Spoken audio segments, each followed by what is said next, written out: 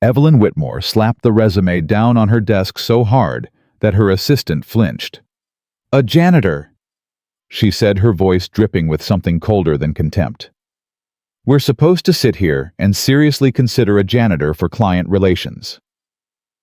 The room went quiet. Nobody argued. Nobody ever argued with Evelyn Whitmore.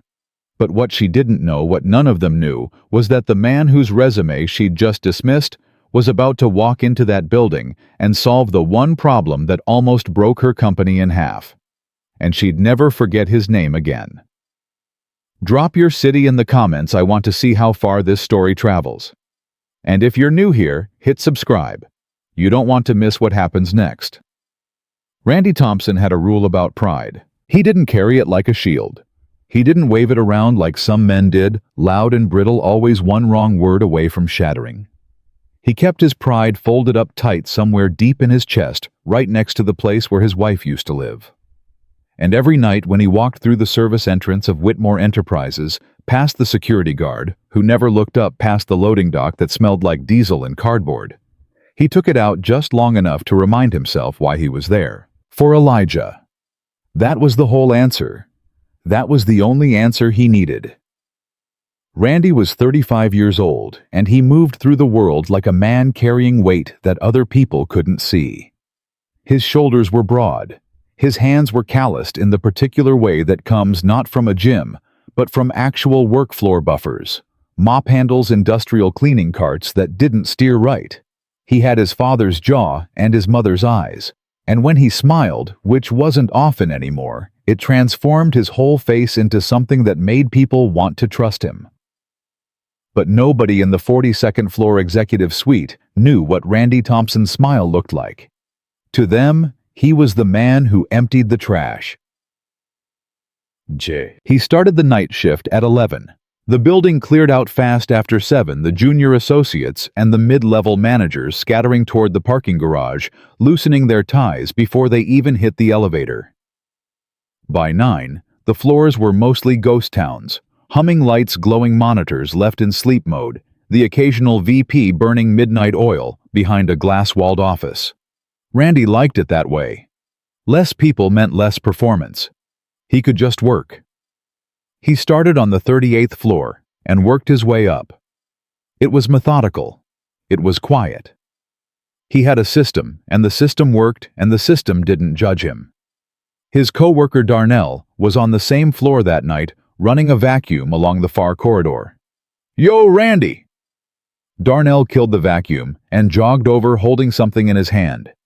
A piece of paper, bright yellow, like a flyer someone had left on a bulletin board. "You seen this?" Randy took it, squinting under the fluorescent light. Internal opportunity. Client relations associate.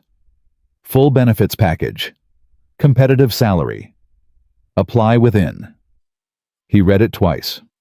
"Saw like 3 of these today," Darnell said, watching Randy's face. "Posted on every floor.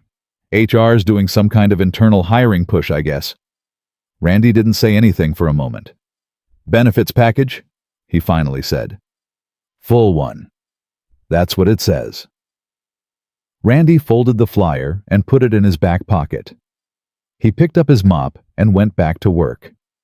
Darnell watched him. "You thinking about it?" "I'm thinking about a lot of things." "Man, you should apply. I'm serious. You're the smartest guy on this whole crew. You know that, right?" Randy didn't answer. He wrung out the mop head and pushed it in a slow, even arc across the tile. "Randy, I hear you, Darnell. Then listen to me. Apply for the thing. What do you got to lose?" Randy thought about Elijah's last ER visit. The way the fluorescent light in that waiting room had buzzed, that flat, indifferent buzz, while Randy sat there filling out paperwork and pretending he wasn't doing math in his head. The copay, the inhaler prescription, the follow-up appointment, the amount that was going to hit his account before his next paycheck cleared. "I'll think about it," Randy said. He thought about it for the rest of the shift. He got home at 6:45 in the morning. His neighbor, Miss Loretta, a 70-year-old woman with silver locks and a laugh that could rattle windows, had stayed over to watch Elijah. She was asleep in the recliner when Randy came in snoring softly. The TV on low, some early morning news program murmuring to itself. Randy stood in the doorway of Elijah's room. His son was 7 years old and had his mother's mouth that same slight overbite, that same way his lips parted a little when he slept like he was about to say something. He was curled on his side, one arm hugging his stuffed dog, the small wheeze in his breathing so familiar now that Randy heard it even when it wasn't there. On the nightstand, the inhaler. And next to it, a piece of construction paper with something drawn in blue crayon. Randy picked it up carefully so he wouldn't wake him. It was a drawing. A man and a boy, stick figures with enormous heads and wild crayon hair, standing in front of what appeared to be a house or maybe a castle. It was hard to tell. Underneath in Elijah's careful, unpracticed printing me and Daddy one day. Randy stood there for a long time. He put the drawing back. He went to the kitchen and made himself a cup of coffee he didn't drink. He sat at the table and stared at the folded yellow flyer he'd taken out of his pocket and placed in front of him. Internal opportunity. He thought about the last time he'd felt like he had an opportunity. He thought about Angela, about the way she used to say his name with that particular weight she gave it, like it meant something like he meant something. He thought about the morning she got her diagnosis, and the way the doctor had explained it, and the way the world had quietly rearranged itself around that fact, and never went back. He thought about the 18 months after. The way grief and hospital bills and a little boy who kept asking where Mommy was had all pressed down on him at once, like a hand pushing him underwater. He'd survived. He was still surviving. But there was a difference between surviving and living, and Randy Thompson knew that difference in his bones. He smoothed the flyer out on the table. He got up, found a pen, and started filling out the application.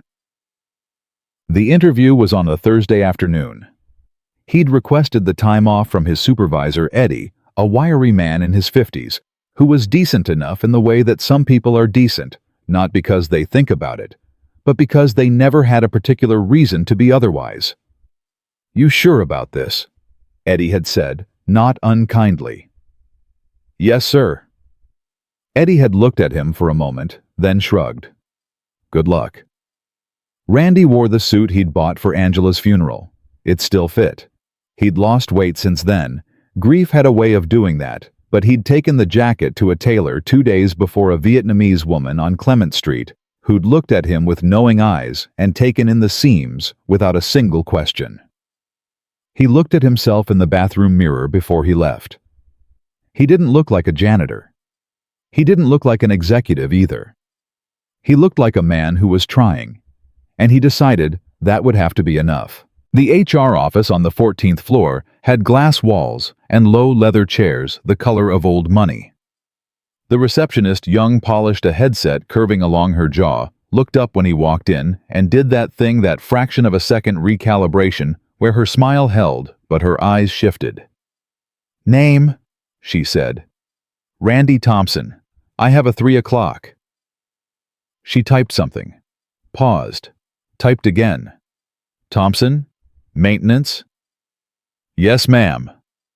The pause stretched a beat too long. "1 moment." He sat in one of the low chairs. Across from him, a man in his 30s in a charcoal suit scrolled his phone without looking up. Through the glass wall, Randy could see other people moving through the office, quick, purposeful speaking in the shorthand of people who belonged. He sat with his hands on his knees and kept his face still. At 3:15, a woman in a cream blazer appeared in the doorway. "Mr. Thompson." She introduced herself as Patricia, Senior HR Manager. Her handshake was firm and professional and told him absolutely nothing. The conference room was small, 4 chairs, a table, a window overlooking the financial district spread gray and silver below. 2 other people were already there. A man named Greg from the client relations team, and a woman named Sandra, who didn't give her title. And then, just as Randy was settling into his chair, the door opened again. Evelyn Whitmore walked in. Randy had seen her before, in the way that the invisible see the visible from a distance from below, from the quiet corner of a room while he was emptying a recycling bin. She was 52, with silver hair she wore like a statement, and eyes the color of winter sky, pale and without warmth. She ran Whitmore Enterprises with a precision that people in the building talked about the way they talked about weather. It was just a fact of the environment, neither good nor bad, simply a force you planned around. She sat. She looked at the folder in front of her. She looked at Randy. "Mr. Thompson," she said, "you're in building maintenance."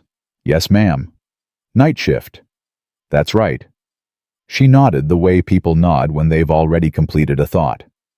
"And your background before that?" "I have an associate's degree in business administration from City College. I worked 2 years in customer service at Reynolds Financial before my wife became ill. I left to care for her and our son. After she passed, I took the position here because of the hours it lets me be home with my son during the day." She was looking at him, but not the way you look at someone you're seeing. She was looking at him the way you look at a document you're deciding whether to sign. Greg cleared his throat.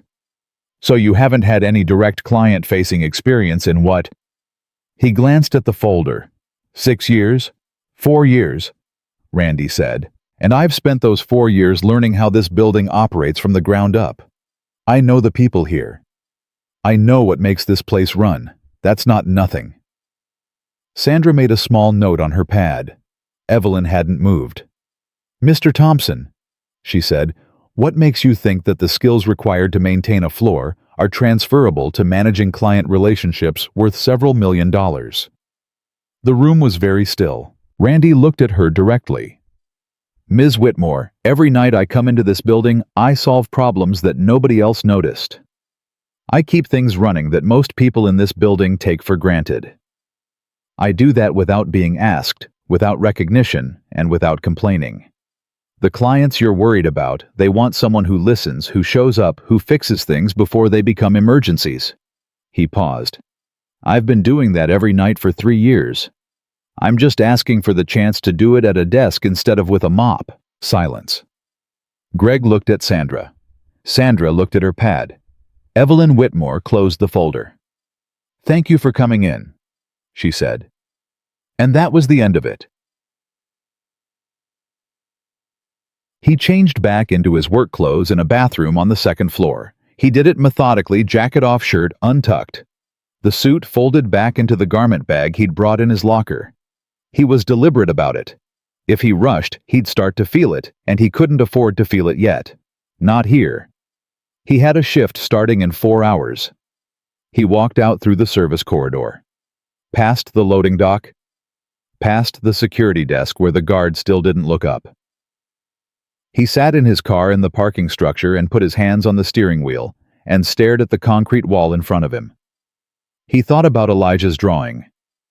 Me and Daddy one day. He thought about the look on Evelyn Whitmore's face when she'd closed that folder. Not cruel exactly, just conclusive. Like a door being shut, not in anger, but in certainty. The certainty of someone who had never had to wonder whether a room was built for them. His phone buzzed. "Miss Loretta, Elijah ran a little fever today, baby. Nothing scary, but wanted you to know. He's fine now, eating his soup." Randy read the message 3 times. Then he put the phone down, pressed the heels of his hands against his eyes, and breathed through it, the way you breathe through the kind of thing that doesn't have an outlet, that just has to be survived, second by second, until you're through it. He sat there for 11 minutes. Then he started the car. He went home, made dinner, helped Elijah with his homework, checked his temperature, read 2 chapters of a book about a boy and his dog until his son's breathing evened out into sleep. He changed into his uniform. He went back to work. He was on the 42nd floor, the executive level, at midnight when he heard the voice. Sharp, female, and wrong in a way that cuts through background noise. He turned the cart around the corner and saw her. Evelyn Whitmore was standing in the corridor outside her own office, and she was pale, not the usual pale of someone who didn't sleep enough, but the white of genuine shock. Her phone was in her hand. She was staring at it like it had said something in a language she didn't recognize. Standing next to her was James, the building's overnight security manager, looking the way people look when they know they're in over their heads, but can't leave. "Ms. Whitmore," James started. "Don't," she said. Her voice was controlled, but only barely. "Just don't tell me to calm down, James. I wasn't going to—" "The Hargrove file." Her voice cracked on the second word. "The entire Hargrove account history is gone. The backup failed. The IT on-call isn't picking up. The presentation is in 8 hours, James. 8 hours. Randy stopped. He stood very still, 10 feet away, and listened. He had worked this floor for 3 years. He knew every room on it. He knew the IT server closet on the east end, and he knew that the backup drive in that closet had been making a sound for 6 weeks, a soft, intermittent click that nobody had reported because nobody who walked past it thought it was their problem to report. He had reported it, twice. In the maintenance log, which apparently nobody in IT had read. He also knew something else. He took one step forward. "Ms. Whitmore." She turned fast. Her eyes found him, his uniform, his card, all of it, and for 1 second, he saw the same expression cross her face that he'd seen across the conference room table that afternoon. "The backup drive in the server closet," he said. "East corridor. It's been failing for about 6 weeks. The data isn't gone. It just can't be read by the primary system. There's a secondary drive in the same rack that most people don't know is there. If the files were written before the failure started, they're on it." She stared at him. "I know because I reported it," he said, steady, factual, no edge in his voice. "Twice." Evelyn Whitmore looked at him for a long moment. Then she looked at James. "Get it on the line," she said. "Tell them to look at the secondary drive in the east server closet." She looked back at Randy. "What's your name?" He met her eyes. "Randy Thompson," he said. "I interviewed for the client relations position this afternoon." The corridor was very quiet. Evelyn Whitmore said nothing. She turned and walked back toward her office. But she didn't close the door all the way. The data was there. All of it. Every contract note, every correspondence log, every financial projection tied to the Hargrove account sitting intact on the secondary drive exactly where Randy said it would be. The IT technician, who finally picked up the phone at 1:30 in the morning, confirmed it in under 4 minutes. By 2 a.m., the files had been transferred, verified, and loaded into the presentation system. Randy heard about it the way he heard about most things on that floor, not directly, but through the building itself. The relieved exhale in Evelyn's voice when she spoke to someone behind her half-closed office door. The sound of James's radio crackling with the all clear. The specific quality of silence that settles over a space when a crisis has passed and everyone is pretending they weren't scared. He finished the 42nd floor and moved his cart to the stairwell without being spoken to again. That was fine. He hadn't said what he said to be thanked. He'd said it because it was the right thing to do, and because somewhere in the part of him that he kept carefully sealed off from bitterness, he still believed that doing the right thing mattered even when nobody was watching. He took the stairs down to 41 and went back to work. At 4:15, he was in the men's restroom on the 39th floor, replacing the paper towel rolls, when his phone buzzed in his pocket. He didn't recognize the number. He almost let it go to voicemail. Then something instinct, or maybe just the particular exhaustion of a man who had learned that ignoring things didn't make them smaller, made him answer. "Thompson," he said. A pause. Then a voice he recognized immediately, even stripped of its boardroom formality. Lower, more careful. "Mr. Thompson, this is Evelyn Whitmore." He went very still. "I want to speak with you," she said. "Tomorrow morning, 10 o'clock. Come to the main entrance, not the service corridor. The main entrance." Another pause, shorter this time. "Can you do that?" Randy thought about the 9 hours between now and 10 a.m. He thought about Miss Loretta, who had a doctor's appointment at 11 and couldn't stay past 9:30. He thought about Elijah, who would need breakfast and his morning inhaler, and someone to walk him to the school bus stop at 8:20. "I can be there at 10, he said. "Good." She hung up. He stood in the restroom for a moment, staring at the dark screen of his phone. Then he put it back in his pocket, picked up the paper towel roll, and finished the job. He slept for 3 hours.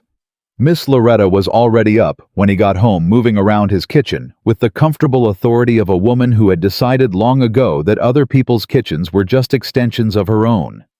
She had made eggs and toast and cut up a mango that she'd brought from her own apartment, and she was singing something low and wordless under her breath when Randy came through the door. "You look like you got hit by something slow," she said without turning around. "Good morning to you too, Miss Loretta." "Sit down. Eat." He sat. He ate. Elijah came padding out of his room in his pajamas, hair sleep wild, dragging his stuffed dog by one ear, and climbed into Randy's lap without asking, the way little kids do when they haven't yet learned that adults need personal space. "You smell like bleach, Daddy." "Work smell. Miss Loretta made mango." "I see that." Elijah twisted to look up at him. "Your eyes are red. Didn't sleep much." "How come?" Randy pulled him closer. "Grown-up stuff." "Is it about money?" The question hit him somewhere between the sternum and the throat. He kept his face neutral. "Why would you ask that?" Elijah shrugged a small, elaborate shrug that belonged to someone 3 times his age. "'Cause that's what you say when you're on the phone and you do the face." "What face?" "The face like this." Elijah arranged his features into a careful, controlled blankness that was, Randy realized with a shock of recognition, a near-perfect imitation of the expression he wore when he was doing math in his head and trying not to let it show. Miss Loretta made a sound that might have been a laugh disguised as a cough. Randy hugged his son tighter. "Go eat your mango."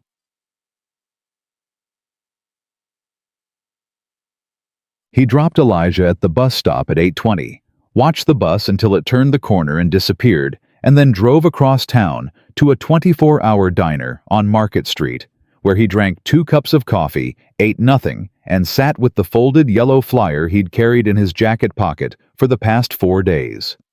He smoothed it out on the table. Internal opportunity. Client Relations Associate. Full benefits package. He thought about yesterday's interview. About Greg's voice, that particular tone of polite condescension that people deploy when they want to dismiss you without looking like that's what they're doing. "So you haven't had any direct client-facing experience in 6 years. Like 6 years of his life. Angela's illness, her death, Elijah's asthma, attacks. The 3 a.m. emergency room runs the double shifts, the maintenance logs. Nobody read like all of that was just a gap on a resume. A blank space, an absence of value. He thought about what Evelyn Whitmore had said to him last night in that corridor, or rather, what she hadn't said, the way she'd looked at him after he told her his name, the way she hadn't closed the door all the way. He thought about Angela, and what she would tell him to do. He knew exactly what she would tell him to do. "Stop second-guessing yourself, Randy Thompson. Go in there and make them see you." He folded the flyer, put it back in his pocket, paid his check, left. He walked through the main entrance of Whitmore Enterprises at 9:58. It was different through the front. He knew that intellectually he'd walked past the lobby countless times, but experiencing it as a point of entry rather than a backdrop was something else. The lobby was all glass and marble, and carefully curated calm, a space designed to communicate one thing above all else: power lives here. The security desk was staffed by 2 uniformed guards who actually made eye contact. The receptionist at the main desk had a headset and a smile that was warm in the professional way, the way that cost something to produce and meant nothing personal. She looked at him when he came in. He was wearing the suit again. The tailor had done good work. "Randy Thompson," he said. "I have a 10 o'clock with Ms. Whitmore." A beat of something, not the recalibration from yesterday, or at least less of it. She typed. She nodded. "42nd floor. She's expecting you." The elevator was all mirrors, and Randy did not look at himself in them. Evelyn Whitmore's assistant, a man in his late 20s named Colin with the quiet efficiency of someone who had learned to anticipate everything, was waiting when the elevator opened. "Mr. Thompson." He extended a hand. "This way." He led Randy past the open bullpen of the executive floor, past the glass-walled offices where people pretended not to look up down a carpeted corridor to a door at the end. He knocked twice. "Send him in," came the voice from inside. The office was large without being ostentatious. A desk, a sitting area with 2 low chairs and a coffee table, a wall of windows that turned the city into something that looked from this angle manageable. Evelyn Whitmore was standing at the window when he entered. She turned as Colin closed the door behind him. She looked different in daylight. Or maybe she looked different because of what had happened between them the night before that moment in the corridor, when the architecture of the building had shifted slightly and placed them for a few seconds on the same level. Still formal, still precise, but the particular armor of the boardroom was slightly less deployed. "Sit down, Mr. Thompson," she said. He sat. She remained standing for a moment, which he recognized as a habit of people who needed to feel that they controlled the geometry of a room. Then she moved to the chair across from him and sat. "The secondary drive," she said without preamble. "You reported that failure twice. In the maintenance log, October 14th and November 2nd. No response from IT. "No, ma'am." She absorbed this. "The Hargrove presentation went ahead this morning. The account is intact." She looked at him with those winter-colored eyes. "Because of information you provided." "Because the information was there," Randy said. "I just told you where to find it." "That's a modest way to put it." "It's an accurate way to put it." Something moved behind her eyes. Not quite a smile, more like the acknowledgement that one might eventually exist. "You said your name last night, after everything." "Yes, ma'am." "Why?" The question surprised him, not because it was unexpected, but because of how direct it was. He took a moment with it because it deserved a real answer rather than a reflexive one. "Because I wanted you to know who helped you," he said finally. "Not to collect a debt. Just, I wanted you to know my name." Evelyn was quiet for a moment. "In the interview yesterday," she said, "Greg asked you about the gap in your client-facing experience." "He did." "You have an answer you didn't give." Randy looked at her. "Ms. Whitmore, in the interview, I was one of several candidates being evaluated. I wasn't going to sit in that room and talk about my wife's death to justify my resume to people who'd already decided." The room was very quiet. "You knew they'd already decided," she said. "I've been reading rooms my whole life," he said. "It's part of the job description when you're the only person in the room who looks like me and came in through the service entrance." Evelyn Whitmore did not flinch. She held his gaze and took that sentence the way a person takes a truth they already know, but have never had spoken directly to them. "Your wife," she said carefully. "Angela. She passed 2 years ago. Breast cancer." He said it the way he always said it now, not without feeling, but with the particular economy of someone who has learned that the full weight of a thing can only be carried in private. "Elijah is 7. He has asthma. Last month his inhaler alone was $240 out of pocket." Evelyn's jaw tightened slightly. It was almost imperceptible. Almost. "The position you interviewed for yesterday," she said. "Client Relations Associate.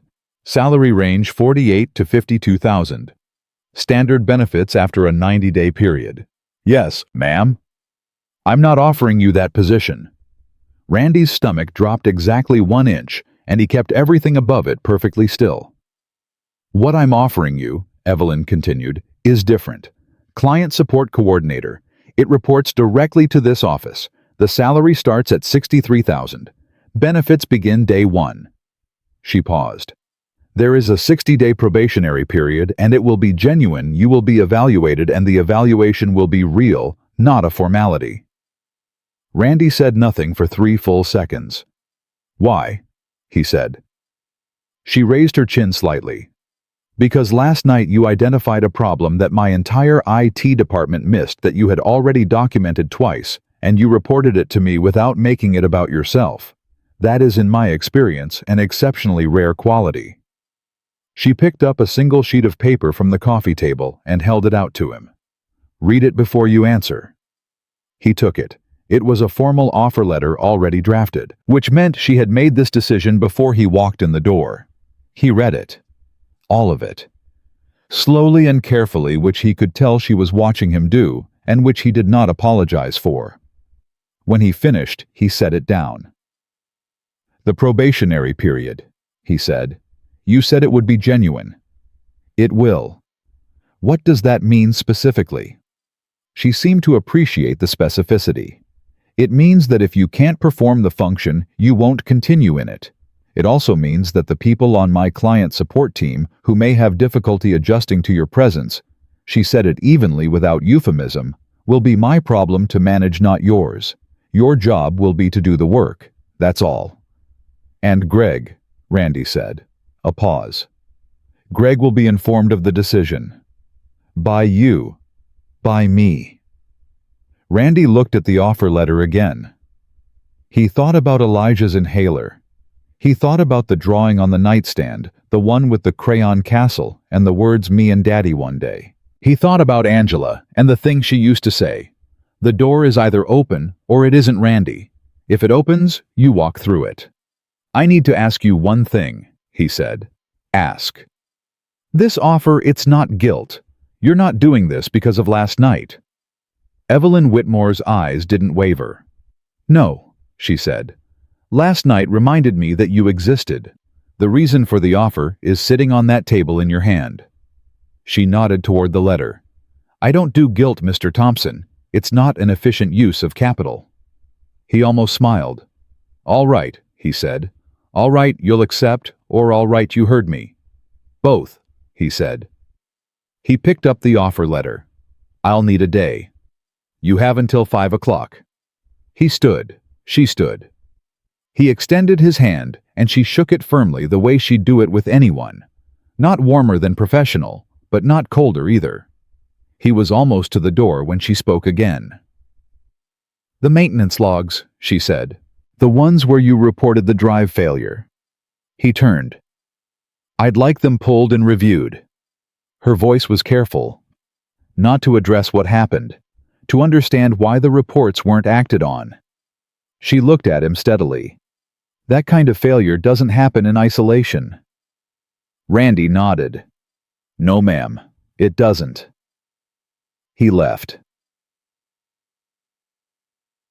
He sat in his car in the parking garage for 22 minutes.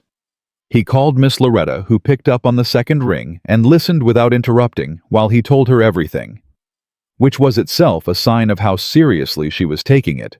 Miss Loretta had opinions on a rolling basis and almost never held them until asked. When he finished, she was quiet for a moment. Baby, she said finally. Yeah. Angela is sitting up in heaven right now with the biggest smile on her face. He pressed the bridge of his nose with 2 fingers and breathed through his mouth. You're gonna take it, Miss Loretta said. It was not a question. I'm scared, he said. I know you are. What if I can't do it? What if they put me in there and Randy. Her voice was firm and soft, at the same time the voice of a woman who had raised 3 children and buried a husband and kept going anyway. You have been doing impossible things since you were 28 years old. You have been showing up and doing the work, and being 10 times the man half those people in that building will ever be. You think I don't know that? You think Elijah doesn't know that? Somewhere in that little heart of his. He was quiet. The only question is whether you know it, she said. Randy looked at the offer letter in his hand. He thought about the moment in the corridor the night before, the way he'd stepped forward, the way he'd said his name, the way Evelyn Whitmore's office door had not been entirely closed. Some doors he thought you have to push, some of them you have to push twice. But when they open, when they finally actually open, You don't stand in the hallway wondering if you deserve to walk through. You walk. He called the number on the offer letter at 4:47 p.m. "Tell Ms. Whitmore I accept," he told Colin. "I'll let her know," Colin said. Randy hung up. He sat for a moment in the quiet of his car. Then he started the engine, pulled out of the parking garage, and drove home to make his son dinner. He had a first day to get ready for. He told Elijah that night at dinner. He didn't make it a speech. He didn't dress it up or try to explain all the layers of what it meant, because Elijah was 7, and what a 7-year-old needed was not a speech. It was the truth delivered simply by someone he trusted. "Daddy got a new job today," Randy said. Elijah looked up from his macaroni. "At the big building. Same building, different job. I won't be cleaning anymore. I'll be working with people, helping them with things they need." Elijah thought about this. Like a helper. Something like that. "Will you still be home in the morning?" That was the question Randy had been turning over all afternoon, the practical weight underneath the larger thing. The new hours were 8 to 5 Monday through Friday, which meant mornings with Elijah, dinner together, a life that looked structurally like what other people had. "I'll be home every evening," Randy said, "and every morning." Elijah set down his fork. He looked at his father with those eyes, Angela's eyes, that direct, unguarded way of seeing, and said, "Is it because of Mommy? Did she help?" Randy held very still. "Yeah, baby," he said after a moment. "I think she did." Elijah nodded, satisfied in the complete way that children are when they receive an answer that confirms something they already knew. He picked up his fork again and went back to his macaroni. Randy reached across and squeezed his son's hand once, quick and firm. Then he got up to wash the dishes, because there was always something that needed doing, and doing it was how he held himself together. His first day was a Monday. He arrived at 8 on the dot through the main entrance in the suit. Colin met him at the elevator again. Randy had a feeling, Colin met everyone at the elevator, that it was simply part of how this floor operated, and walked him to a desk in the client support wing. A space of 10 or 12 people arranged in an open layout, glass-walled meeting rooms on one side, a row of windows on the other. The desk was clean. It had a computer, a phone, and a small printed card with his name on it. R. Thompson, Client Support Coordinator. He stood at it for a moment. "HR will come by at 9 to get your systems access set up," Colin said. "There's a team meeting at 10.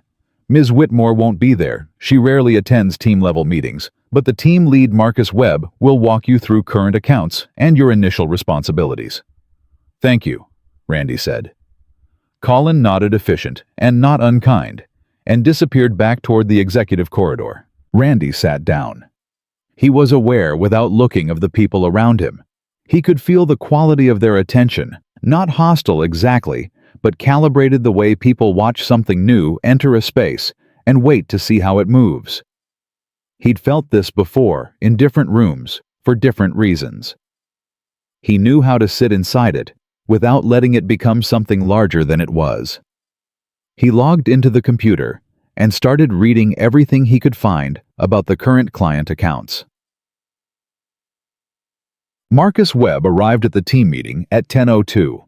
Which Randy would come to understand was his personal brand of punctuality, close enough to on time to be acceptable, just far enough past it, to establish that his time was slightly more valuable than yours. He was 44, broad-shouldered, with the kind of easy confidence that comes from having been the most competent person in most rooms he'd occupied for most of his adult life. He was good at his job. Randy could see that immediately, the way he spoke about clients, the way he moved through the information, the particular intelligence of someone who had genuinely earned their position. He was also, Randy noticed, the only person in the room who hadn't acknowledged his presence since he walked in. The meeting was thorough and fast. Marcus covered 4 active accounts, 2 pending renewals, a client escalation on the bellwether contract, and a new prospect meeting scheduled for the following week. He used first names with everyone at the table, the easy familiarity of a team that had been operating together for a while. When he was done, he looked around the table. Any questions? He paused. His eyes moved to Randy, for the first time. Thompson, you're the new coordinator. That's right. Reporting to Whitmore's office directly. Yes. A beat. Around the table, nobody moved, but Randy felt the room shift slightly, the way a room does when something unspoken is about to become spoken. You come from maintenance, Marcus said. Not a question. Night shift, 3 years. Marcus nodded slowly. Well. He closed his folder. We'll see how you do. He said it the way people say things when they want you to know that they're withholding a verdict, and that the withholding is itself a kind of judgment. Not welcome, not glad to have you. Just we'll see.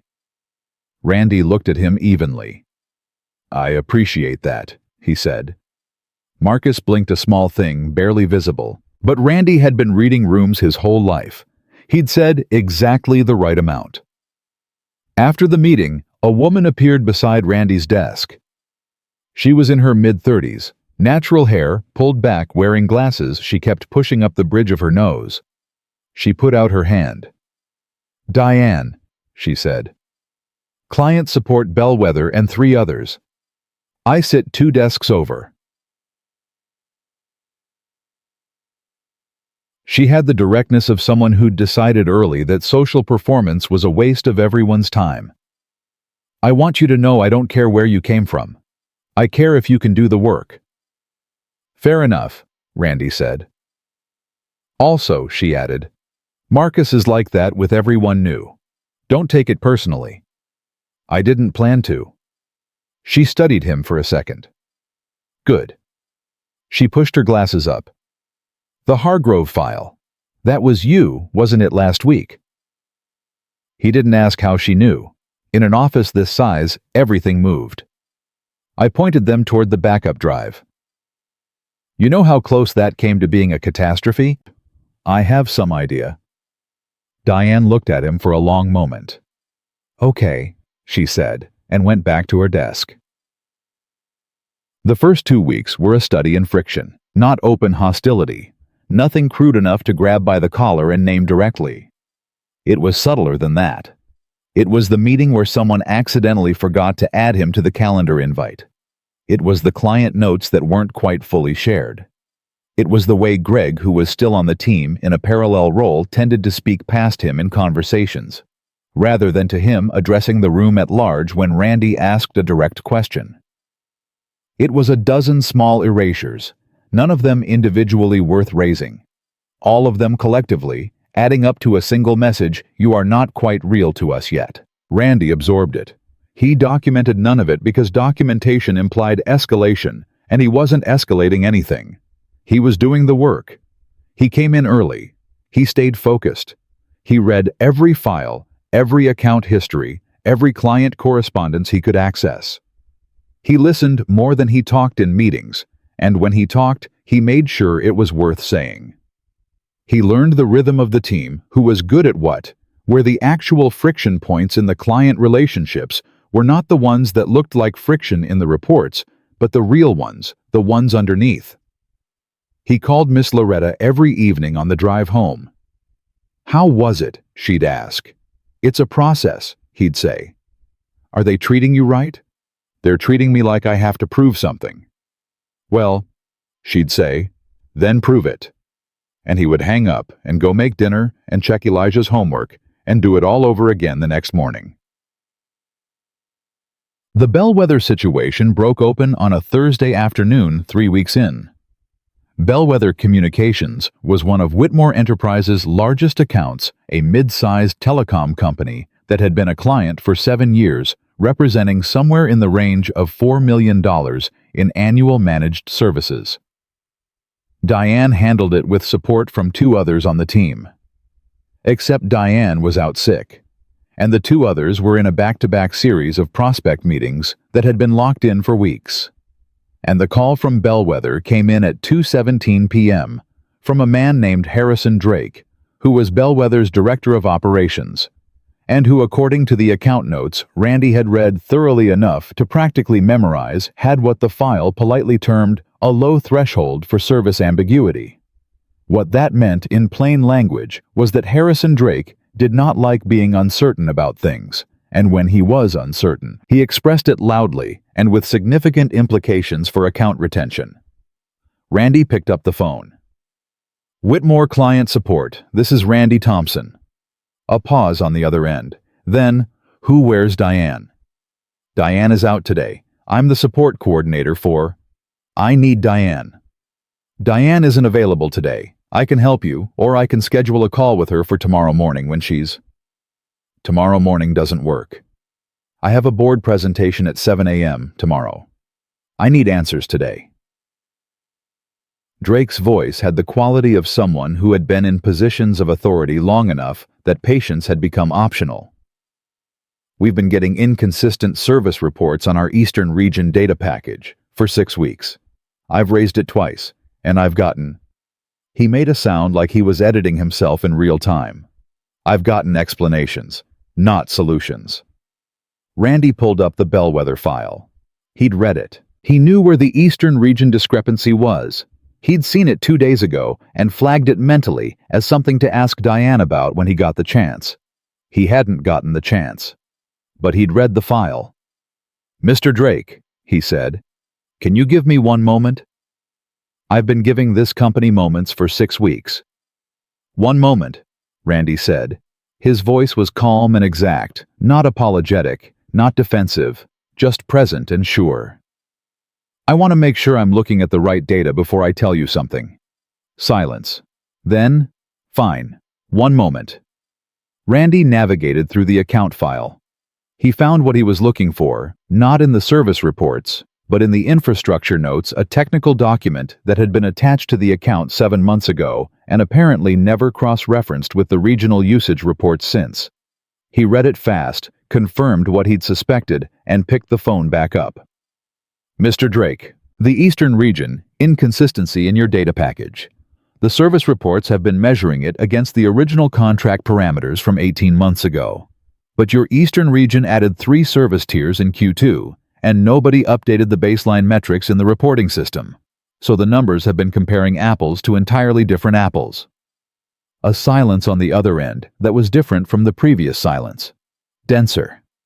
"The actual service performance," Randy continued, "is within spec.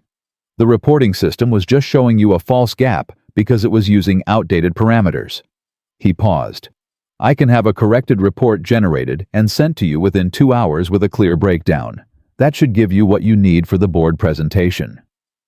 Another silence. "You're telling me," Harrison Drake said slowly, "that for 6 weeks I've been raising an issue that was a reporting error." "A configuration error in the reporting system. Yes, sir." "And nobody caught this?" "Not until now." Drake exhaled. It was a long, controlled exhale, the kind that contains a significant amount of something frustration.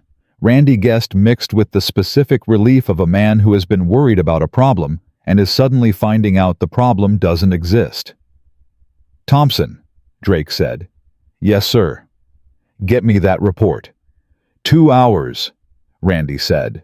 He hung up and immediately went to find the one IT contact he'd made in his first week, a quiet man named Phil, who worked on the 14th floor, and who had been the technician who confirmed the data recovery the night Randy had spoken up in the corridor. Phil owed him nothing officially. But there was a kind of currency that existed between people who had been in a tight spot together, and Randy spent a small amount of it now. The report was in Harrison Drake's inbox in 93 minutes.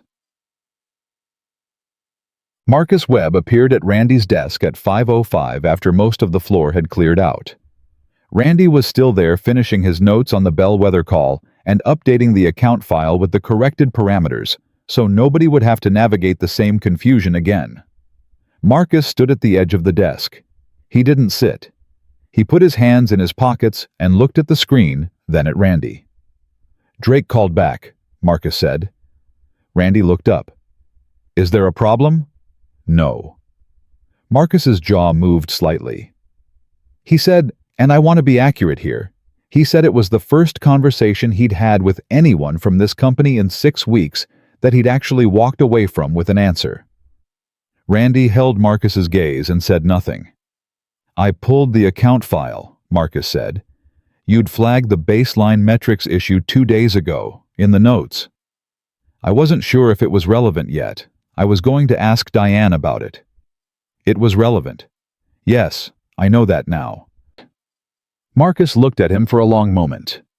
His face was doing something complicated, the work of a man who is revising an assessment he'd already made, and who is too honest to pretend he's not doing it. "Where'd you learn to read account files like that?" he said.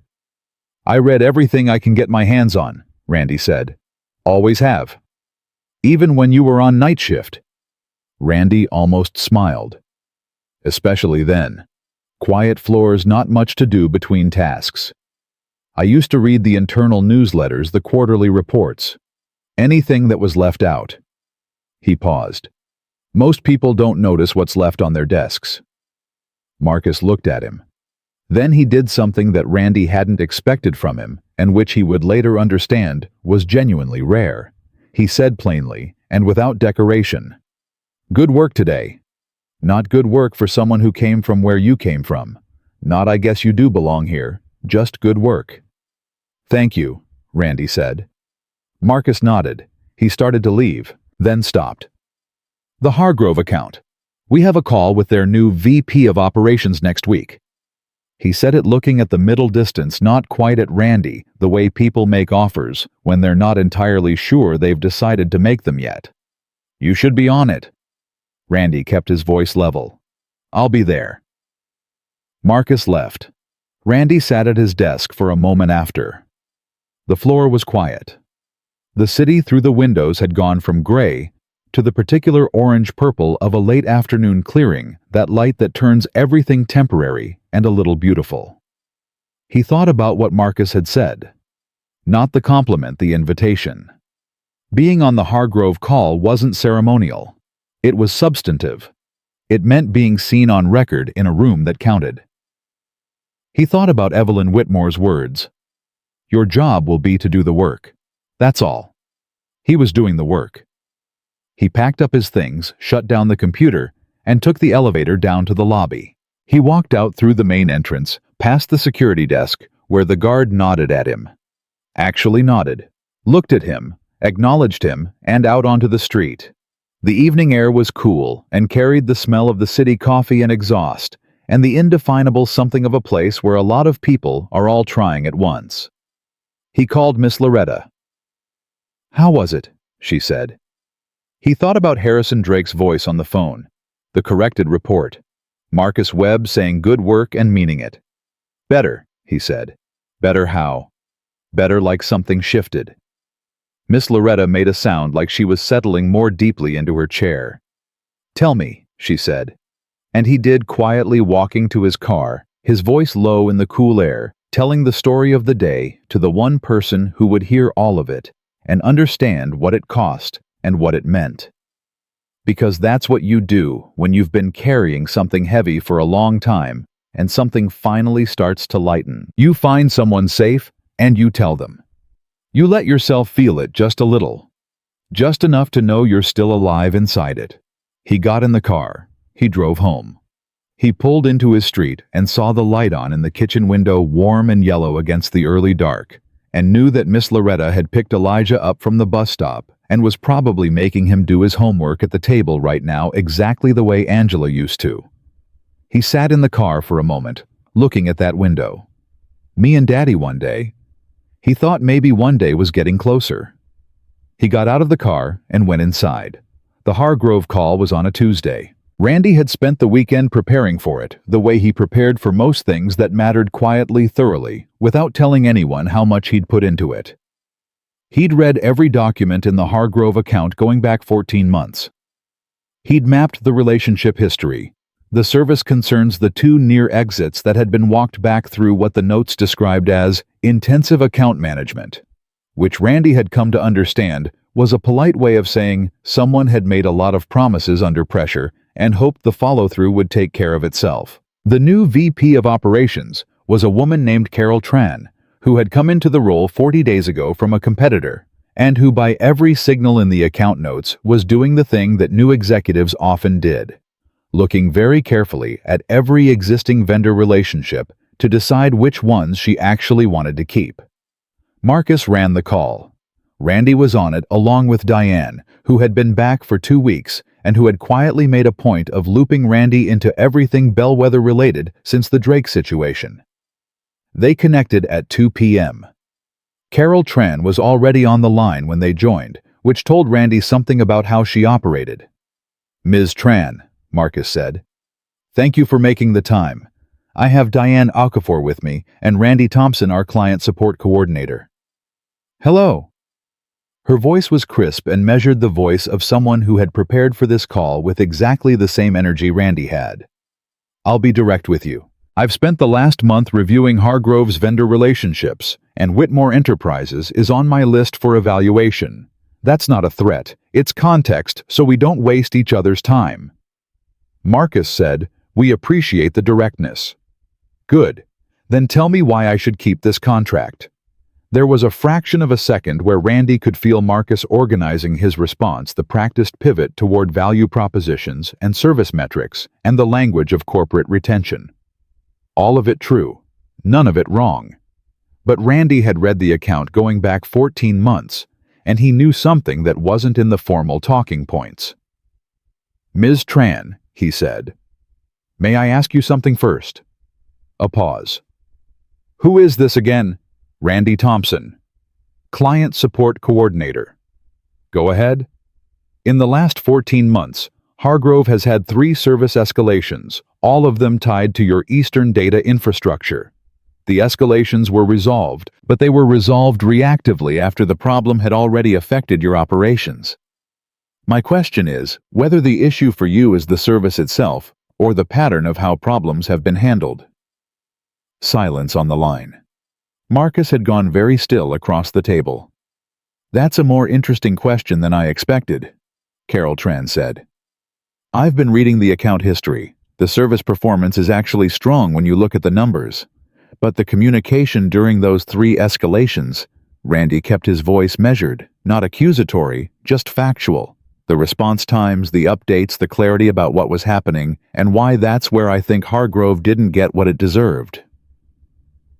"You're telling me your company underperformed. I'm telling you where the gap was because I think you already know it, and I'd rather talk about that directly than try to sell you something over the top of it." Another silence. Longer this time. "All right, Mr. Thompson," Carol Tran said. "Tell me what you're proposing to do about it." Randy had a proposal. He'd built it over the weekend.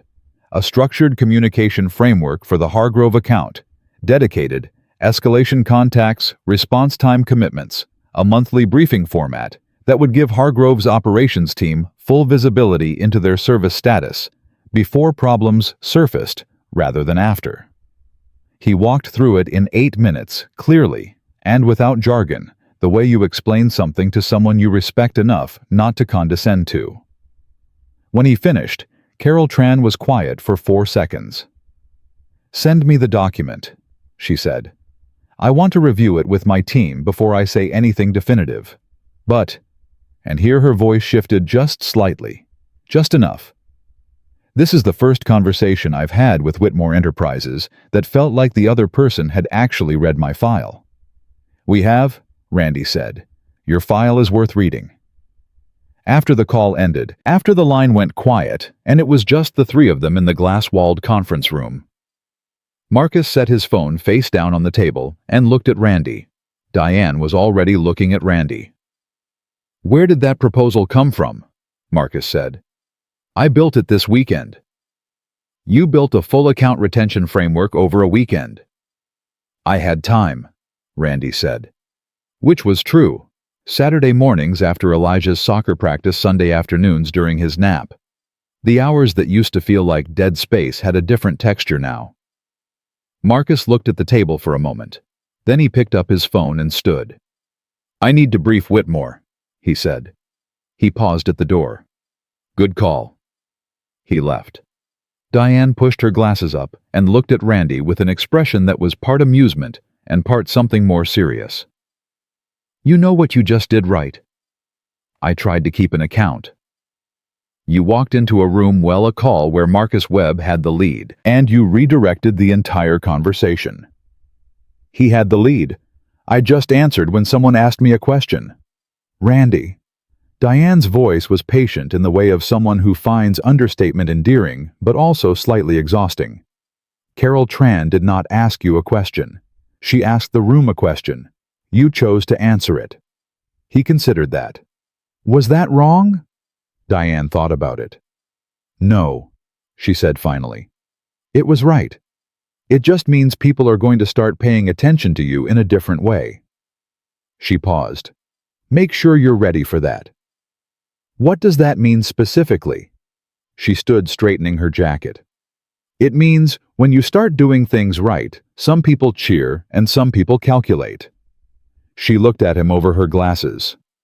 Figure out which ones are which before they tell you. She went back to her desk.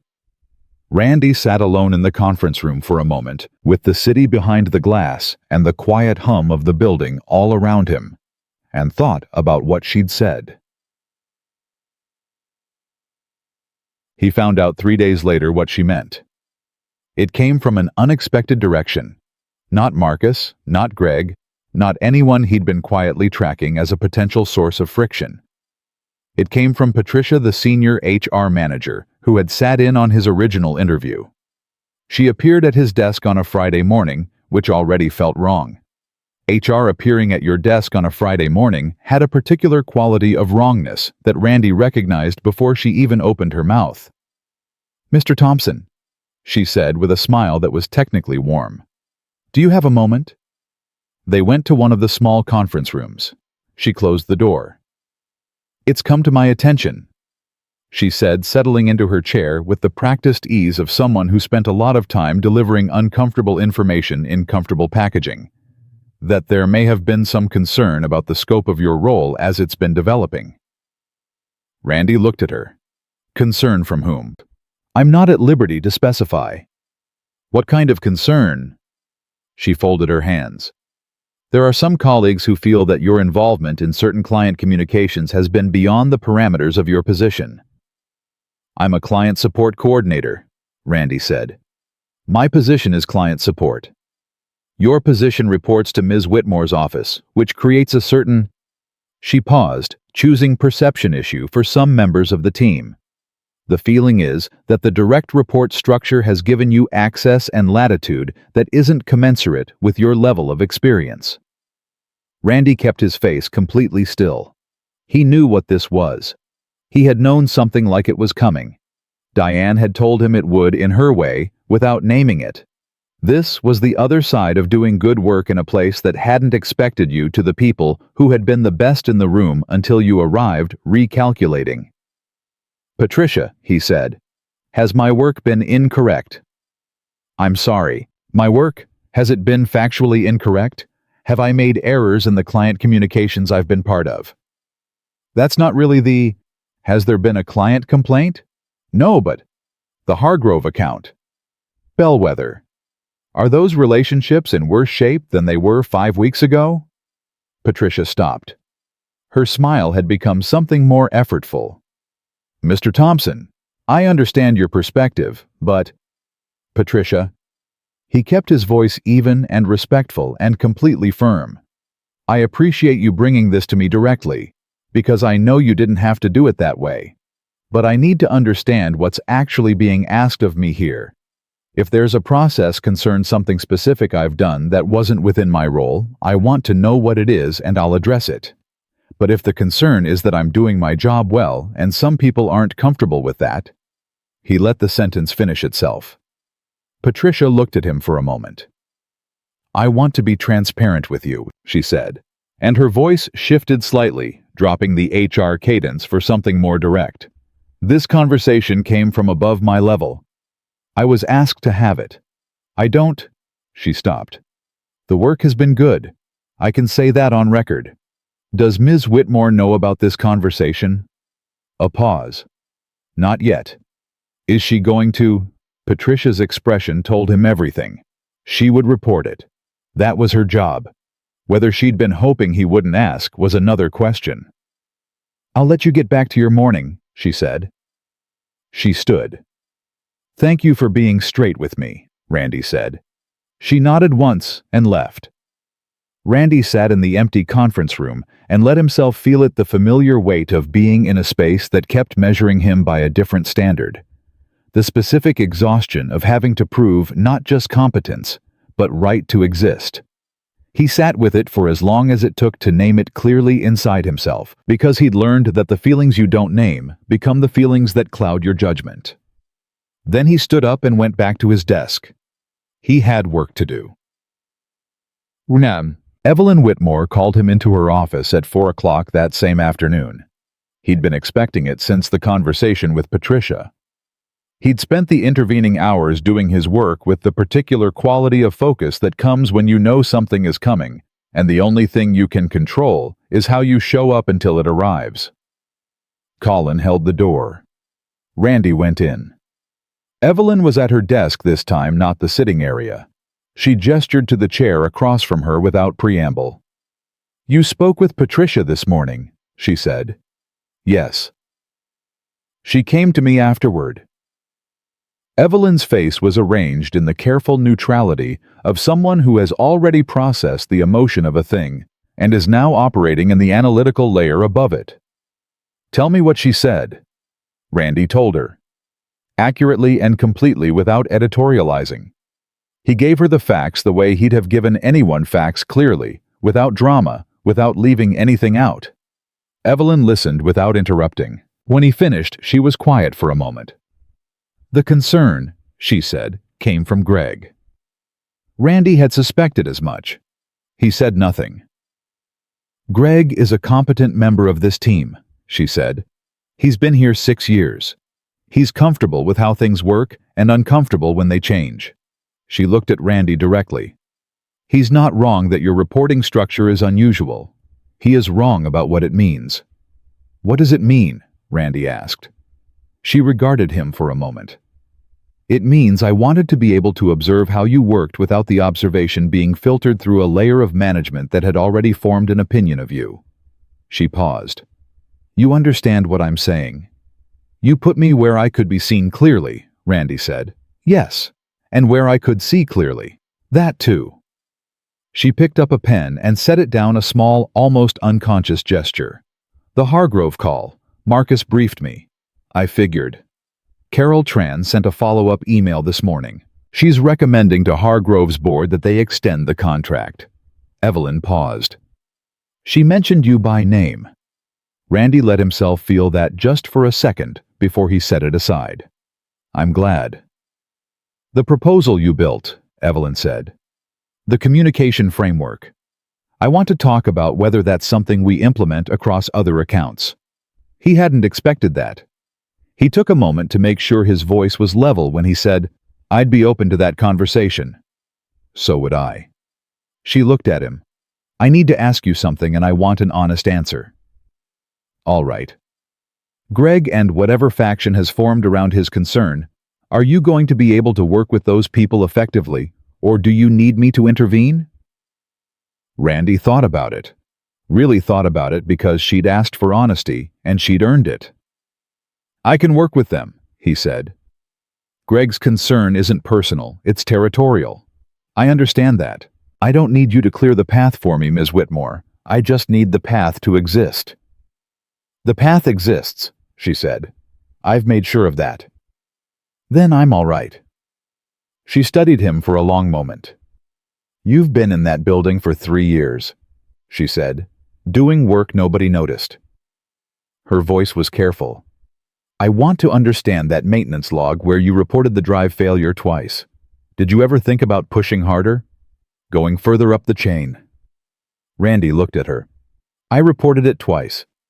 After the second time, I had 2 choices. I could push harder and make it about me, whether I'd been heard, whether I'd been taken seriously. Or I could just keep my eyes open and handle it if it ever became something I could handle." He paused. "I chose the second one." "Why?"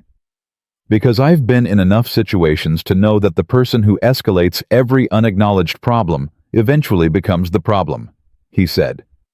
I wasn't there to be right. I was there to do the work. If the moment came where knowing about that drive would matter, he opened his hand slightly. I'd know about it. Evelyn was quiet. Angela, she said carefully the way she had before, with the specific care of someone who understands that a name can carry a weight she has no right to be careless with. Your wife? Yes. How long were you married? 8 years. She nodded. Something moved briefly behind her eyes. Something that had nothing to do with business, and that she didn't explain, and that Randy didn't ask about. Some griefs are their own, and you learn to recognize them in other people by the way they hold still around certain words. The probationary period ends in 11 days, she said, returning to the clean surface of the practical. I'll be candid, the evaluation is essentially complete. Barring something I'm not anticipating, you'll be offered a permanent position. Randy held himself very still. The salary adjustment will reflect your contributions to the Bellwether and Hargrove accounts, she added. Colin will schedule a formal meeting for the end of the period. Thank you, Randy said. Don't thank me yet. You did the work. Thanking me for recognizing it is like thanking someone for doing their job. She looked at him with something that was not quite a smile, but was adjacent to one. You of all people should understand that. He did smile, then the real one, the one that changed his whole face, the one that almost nobody in this building had seen before. He saw the moment she registered it, a brief shift in her expression, the recalibration of someone encountering a fact about a person they thought they'd fully assessed. He stood. I'll see you in 11 days, he said. Yes, she said. You will. He called Darnell that evening. Darnell, who was still on the night shift, who had handed him a yellow flyer 6 weeks ago and said, "What do you got to lose?" picked up on the third ring with the slightly hoarse voice of a man who'd just woken up for his shift. Yo, Randy, what's up, man? I wanted to call you, Randy said. You gave me that flyer. Yeah. A sound like Darnell sitting up. How's it going for real? It's going, Randy said. It's actually going. You still there? You didn't get, I'm still there. I've got 11 days left in the probationary period. They're going to keep me on. He paused. Permanently. Darnell was quiet for a moment. Then he made a sound that was half laugh, half something more than that. Man, he said. Man. Yeah. I told you. You told me. I said you were the smartest guy on the crew. You did. And I was right. Randy laughed. It felt different from how laughing had felt for a while, looser, less guarded, like something that had been held at a slight distance from him for 2 years was finally close enough to touch. You were right, Randy said. I owe you dinner, Darnell. You owe me more than dinner. You owe me like a steak, a real one. Deal. And you better not forget me when you're up there in the suit. I won't forget you, Randy said. I won't forget any of it. He meant it. He meant every word of it. Because there are things you don't get to leave behind, not really, and Randy had never wanted to. The night shift, the maintenance cart, the service entrance, the 3 a.m. hours when the building was empty and he was the only one keeping it running, that was all part of what he was, and he had no interest in pretending otherwise. He drove home through the city. The radio on low, the lights of the bay spreading out to the west, the way they did on clear nights. And he thought about Elijah, who was probably asleep now with his stuffed dog, and about the inhaler on the nightstand, and about the drawing with the crayon castle. He thought about Miss Loretta, who was probably watching her program in the recliner, having stayed late again without being asked, just because that was who she was. He thought about Angela. He thought, I'm trying. I hope you can see it. I'm trying so hard. The city lights blurred slightly, and he blinked them clear and kept driving, and the feeling in his chest was not happiness exactly. Not yet. Not quite, but something close to it. Something that had his name on it. Something that was starting very slowly, very carefully, like a man who has been in the cold a long time, stepping into warmth, and not quite trusting it yet to feel like his. The 11 days passed the way important things often do not. Slowly, not quickly, but with a particular density. Each one carrying more weight than a normal day. Each one asking something of him. Randy gave what was asked. He came in early and stayed focused. He finalized the communication framework he'd built for Hargrove and presented a refined version to Marcus, who reviewed it without comment for 2 days, and then forwarded it to Evelyn's office, with a note that Randy only learned about secondhand through Diane, who had a way of knowing things. The note apparently said Thompson's framework is worth piloting across 3 additional accounts. Recommend we discuss. Diane told him this on a Wednesday morning, leaning against the edge of his desk with her coffee, watching his face for a reaction. Marcus wrote that, Randy said. Marcus wrote that. Randy looked at his screen. Huh. That's all you've got. Huh? What do you want me to say? I want you to say something appropriate to the fact that the man who gave you a 2-word welcome on your first day just went to bat for your work in writing to the CEO. Randy thought about it. It's a good framework, he said. Diane made a sound of exasperation that was underneath it, deeply fond. You are the most aggravating, humble person I have ever worked with. I'll take that. You'll take everything, she said, and went back to her desk. He sat with it for a moment, though, after she left. Not the compliment the shift it represented. Marcus Webb, who had watched him walk in on the first day with the careful eyes of a man reserving full judgment, had moved. Not dramatically, not with fanfare, but in the real way, the way that mattered on paper in the channels where decisions actually got made. That was not nothing. That was, in fact, everything. The formal meeting was on a Friday. Colin scheduled it for 2 p.m., the same way he scheduled everything efficiently, and without unnecessary detail, a calendar invite that said only Thompson/Whitmore, end of probationary period review. Randy wore the suit. He'd had it cleaned since the last time, and the tailor on Clement Street had pressed it for him without being asked, handing it back across the counter with a nod that communicated both competence and something like solidarity, the small kindness of one working person toward another. He arrived at 1:58. Colin waved him toward the sitting area, not the desk which Randy had come to understand as a meaningful distinction. Desk meant formal, and weighted sitting area meant the thing was already decided, and this was the conversation around it. Evelyn was already there in the chair she'd sat in before, with a folder on the coffee table and her hands folded over it. She looked up when he came in with that direct, assessing gaze that no longer felt like a verdict. It had simply become the way she looked at things she took seriously. "Sit down, Mr. Thompson." He sat. She opened the folder. Inside was a single sheet, the formal offer updated. She slid it across the table. He picked it up, read it. The title, Client Support Coordinator, Permanent Position. The salary line made him read it twice, not because the number was extravagant, but because it was real in a way that still managed to feel unreal. $68,000 a year. Benefits from day one, which had been true since he started. And a line he hadn't expected: performance review at 90 days with salary adjustment commensurate with demonstrated contributions. He set the document down. "The number is higher than what we discussed," he said. "It reflects the Hargrove retention and the Bellwether resolution," Evelyn said. "Carol Tran's board approved the contract extension last week. That account represents $4.2 million annually. The adjustment is appropriate. And the 90-day performance review. Standard for this level." She paused. "In your case, it's also an acknowledgement that the role may need to evolve as you grow into it." She held his gaze. "I don't make a habit of constraining people who have demonstrated they can handle more than what they were hired for."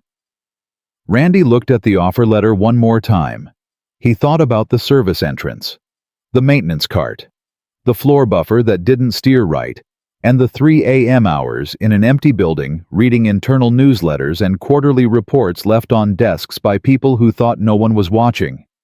He thought about the yellow flyer. He thought about a phone call at 4:15 in the morning from a number he didn't recognize, and a voice saying, "Come to the main entrance." He thought about Elijah's drawing still on the nightstand. "Me and Daddy one day." "I accept," he said. Evelyn nodded once. "Sign at the bottom." He signed. She countersigned. She closed the folder and held out her hand, and he shook it the same way he'd shaken it the first time, firm and professional, and no warmer than that, because some things between them had never been, and would never be warm in the ordinary sense, and that was fine. Respect had its own temperature. He'd learned to recognize it. "One more thing," she said as he stood. He waited. She looked at him with an expression he hadn't quite seen from her before. Not the boardroom precision, not the corridor shock of that first night, not the careful professionalism of their subsequent meetings. Something quieter, something that cost her something to show. "The night you spoke up in the corridor," she said. "You had every reason not to." He met her eyes. "I know," he said. "You had just come out of an interview where we dismissed you. You were in your work uniform. You had no standing, no leverage, no reason to believe that helping me would result in anything other than a polite thank you and nothing more." She was looking at him steadily, the way she looked at things she was naming honestly. "Why did you—" Randy was quiet for a moment. "Because a problem was a problem," he said. "It didn't matter who had it. That's the reason. That's the whole reason." Evelyn Whitmore looked at him for a long moment. And then something happened that Randy would think about for a long time afterward, not often, not dramatically, but in quiet moments when he needed to remember that the world could surprise you in the right direction. She nodded. Not the board meeting nod, not the conclusive closing of a folder. A different one. The kind that meant, "I see you." The kind that meant I understand now what I was looking at. "Good afternoon, Mr. Thompson," she said. "Good afternoon, Ms. Whitmore," he said. He walked out. He called Miss Loretta from the elevator. She picked up before the first ring had finished, which told him she'd been holding the phone. "Well," she said. "Permanent," he said. "It's permanent." The sound she made was not a word. It was older than words, the sound of a woman who had prayed for something specific and was receiving confirmation that the prayer had landed. It was the sound of relief and joy and grief folded into joy all at once, in the way that good things often carry grief inside them when the person you most wanted to tell is no longer there to tell. Randy pressed his back against the elevator wall and breathed. "Baby," Miss Loretta said. "Yeah." "She's so proud of you." He didn't have to ask who she meant. "I know," he said. His voice was steady. He kept it steady. "I know she is." "You come straight home," Miss Loretta said. "I'm making dinner. Real dinner. Not a Tuesday dinner, a celebration dinner."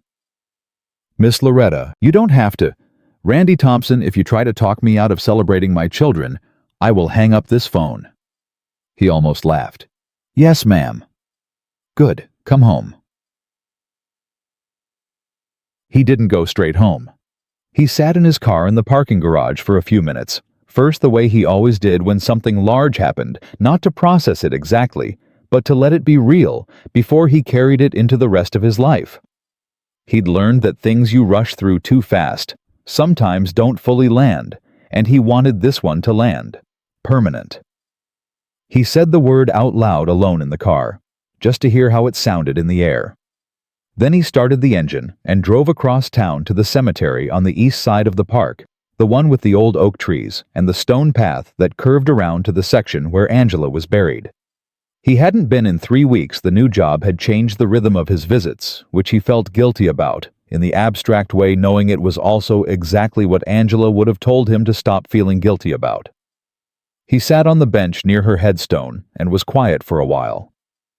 The late afternoon was cool and clear, the kind of November day that couldn't decide whether it was autumn or the first exhale of winter. "I got the job," he said, Not loudly. The way you talk when you're talking to someone who can hear you without volume. The real one. Permanent. He rested his elbows on his knees. 68,000. Benefits. The whole thing. He paused. Elijah's inhaler is covered now. Actually covered. I picked up his prescription yesterday, and it was $12. 12. He shook his head slightly. You know what it used to cost us. The trees moved. The light shifted. I think about you every day, he said. I think about what you'd say if you could see it. You'd probably say something like I told you so in that way. You had where you made it sound almost not smug. He felt the smile come and let it. Almost. He sat there for another few minutes, just being there in the way that grief eventually allows, not without pain, but with the pain held alongside something else, something that doesn't cancel the loss but exists insistently and stubbornly right next to it.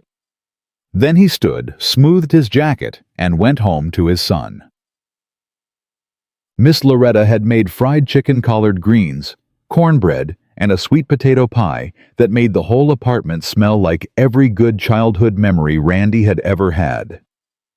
Elijah met him at the door in his socks, sliding on the hardwood, the way he'd been told approximately 400 times not to, and crashed into Randy's legs with the full-body hug that 7-year-olds specialize in, no warning, no holding back, just the complete and uncomplicated weight of all the love they have. Randy crouched down and held him. Daddy, Miss Loretta made pie, Elijah said into his shoulder. I can smell it. She said it's a party. It is a party. Elijah pulled back to look at him. Those eyes, those Angela eyes. What are we celebrating? Randy looked at his son's face, the overbite, the sleep crease still on one cheek from his afternoon nap, the small and absolute trust of a child who has never had a reason to doubt that his father would show up. We're celebrating, Randy said, that things are going to be easier now. Elijah considered this with the seriousness he brought to most important questions. Easier how? Easier like Daddy has a good job now. A really good one. Which means we have more and we worry less. About money. Randy smiled. About money. About your medicine. About a lot of things. Elijah nodded slowly. And you'll still be home in the mornings. Every morning. And evenings. Every evening.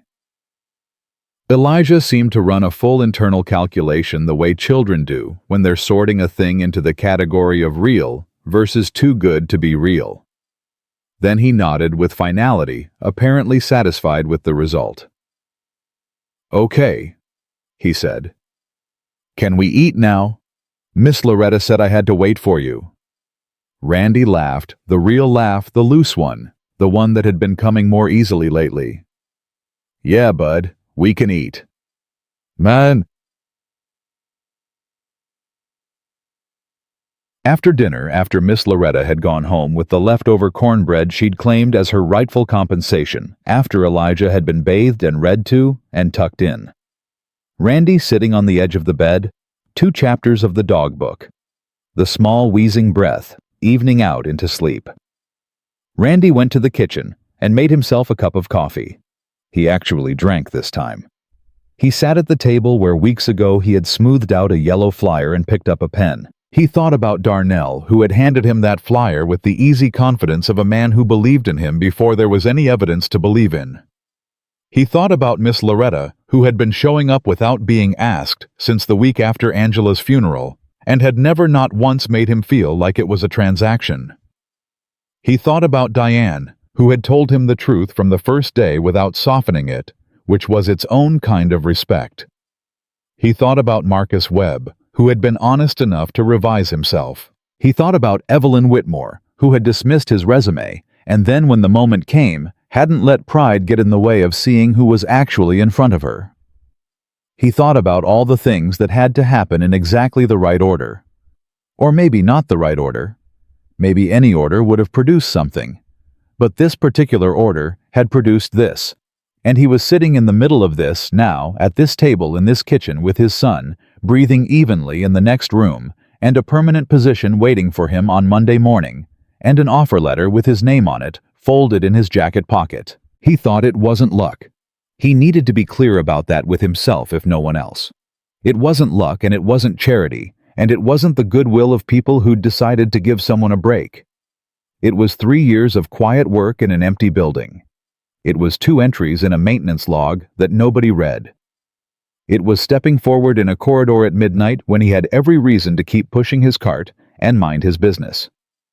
It was reading every file he could get his hands on, building frameworks on weekend afternoons, staying on phone calls until the actual problem was named, not just described.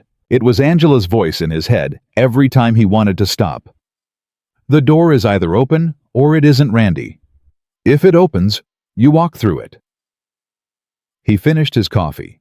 He washed the mug dried. It put it back in the cabinet. He went to check on Elijah one last time, standing in the doorway, the nightlight casting its soft orange glow. His son curled on his side with the stuffed dog, the inhaler on the nightstand, the crayon drawing nearby me and Daddy one day. Randy looked at the drawing for a long time. Then he looked at his son, at the rise and fall of his small chest, at the sound of his breathing, which was clear tonight. Clearer than it had been in months. The new medication protocol, now that coverage was consistent, was already making a difference. The pediatric pulmonologist had said so at last week's appointment in the measured language of a doctor who didn't overpromise, and Randy had sat in that office listening and felt something unclench inside his chest that had been held tight for so long he'd stopped noticing its grip. One day was not a drawing on a nightstand anymore. One day was happening incrementally and imperfectly and real in the way that the things you fight for always happen. Not all at once, not in a single moment of triumph, but in the accumulation of small, hard-won things. A signature on an offer letter, a kid's inhaler covered by insurance, a bench in a cemetery on a clear November afternoon, a kitchen table with a coffee cup, and a man who had decided over and over again in every room where the architecture tried to make him small to stand up straight. Randy Thompson turned off the nightlight. He went to bed.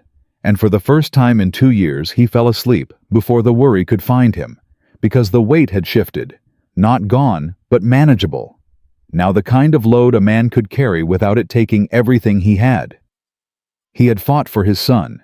He had fought for himself.